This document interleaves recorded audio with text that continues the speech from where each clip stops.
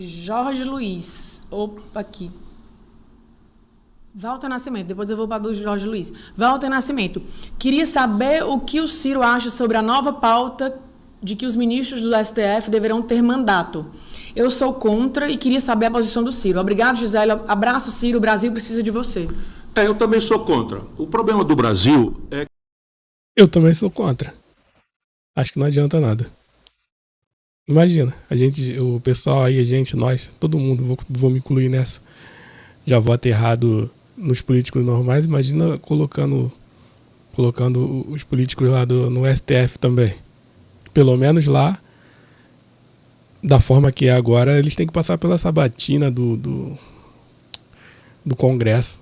Por mais que eles sejam indicados, eles têm que passar pela sabatina do Congresso, tem que ter lá preencher os requisitos. Agora, indicado direto pelo povo, sei não, acho que ia dar ruim. Que a gente não cumpre aquilo que está escrito na Constituição. E resolvemos, de um tempo para cá, sem exceção de nenhum, nomear os amiguinhos da turma para o Supremo. Então, esse é o problema. Esse é o grande problema. E isso não tem lei que faça, porque se tiver mandato vai dar na mesma. A vitaliciedade tem uma vantagem, que é a possibilidade humana de que alguém, sendo indemissível e não tendo que prestar contas a ninguém para se eleger, faça da sua vocação um exercício de fazer a lei ser o valor maior e não o compadrio, os relacionamentos, ou pior, o tráfico de influência e os interesses econômicos. Essa é a grande questão do Brasil. Né? Quando a gente tem uma república em que as pessoas não cumprem, está escrito na Constituição, que só pode ir para o Supremo Tribunal Federal quem tem a reputação ilibada, notório saber, percebe? E tem um processo, o presidente indica, o Senado sabatina, não se tem notícia de uma única restrição. Por quê? Porque boa parte do Senado está pendurada criminalmente na mão dos ministros do Supremo. Então, é assim, a República está apodrecendo. Esse é um negócio chocante. E eu não digo isso para me render, não. Eu digo isso para lutar. Jorge Luiz, Ciro, quais implicações no Brasil caso Trump volte e na Argentina Milei se eleja? A eleição do Milei é trágica para o Brasil, porque ele tem dois compromissos que são ambos mortais para nós. O primeiro é tirar a Argentina do Mercosul. O Mercosul, o último desenho dele, eu que assinei. É o Tratado de Ouro Preto sobre a...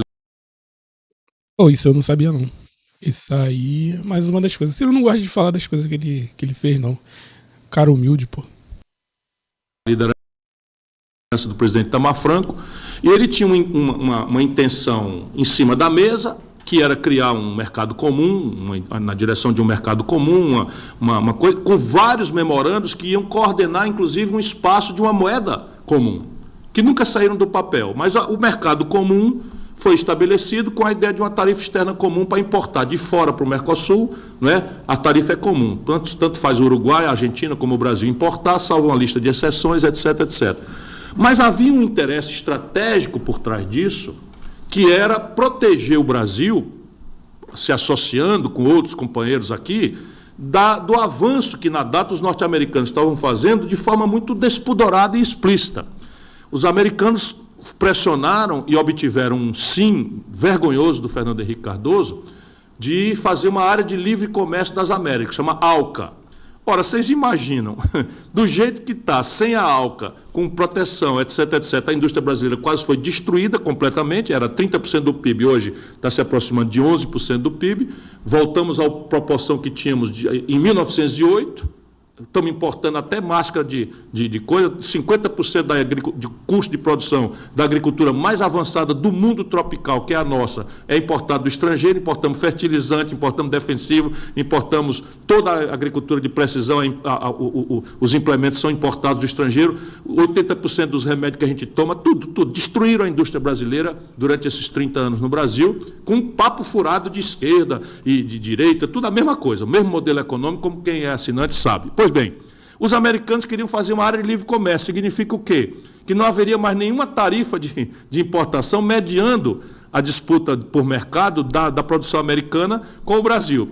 Tinham acabado de liquidar tudo. Nós, então, corremos e fizemos o Mercosul, o Tratado de Ouro Preto, para proteger o Brasil, juntando a Argentina, etc., etc. O Milei é claramente pró-americano e quer destruir o Mercosul, anuncia que não terá negociações com a China, que hoje é a maior compradora da Argentina, e a Argentina virou a maior compradora, a maior vendedora, tomou o lugar do Brasil nas loucuras do Bolsonaro, tomou o lugar do Brasil, o Brasil já é o segundo fornecedor da China, pois bem, e quer destruir a moeda, quer fechar o Banco Central americano e transformar o dólar na moeda corrente dos Estados Unidos. Veja, como é que um país vizinho ao nosso aqui vai ter a moeda emitida pelo Fed norte-americano?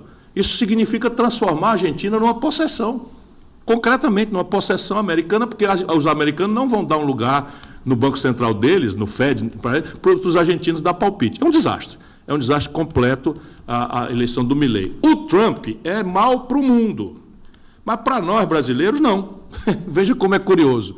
Quem tem sido hostil ao Brasil nos nossos interesses práticos são os democratas.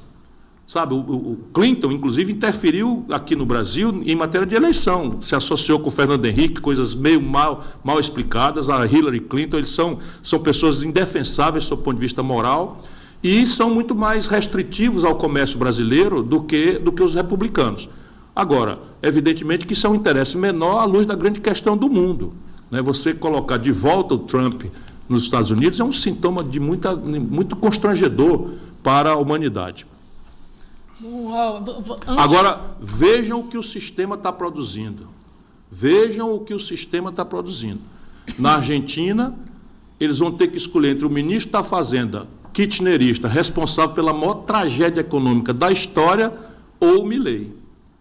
Aqui no Brasil, nós fomos obrigados a escolher entre o Bolsonaro e o Lula. Para quê? Para tudo continuar do mesmo jeito.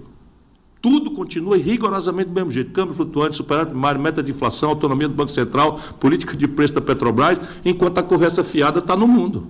Essa é a grande questão no Brasil, como espelho do que está acontecendo nos Estados Unidos. Só para deixar claro aí, quando ele fala que tá tudo o mesmo, tá tudo igual, Bolsonaro, Lula, ele não tá falando das duas pessoas em si, não tá falando da personalidade ou sei lá, da conversa fiada dos dois. Ele tá falando da política econômica, que é o que realmente importa, né?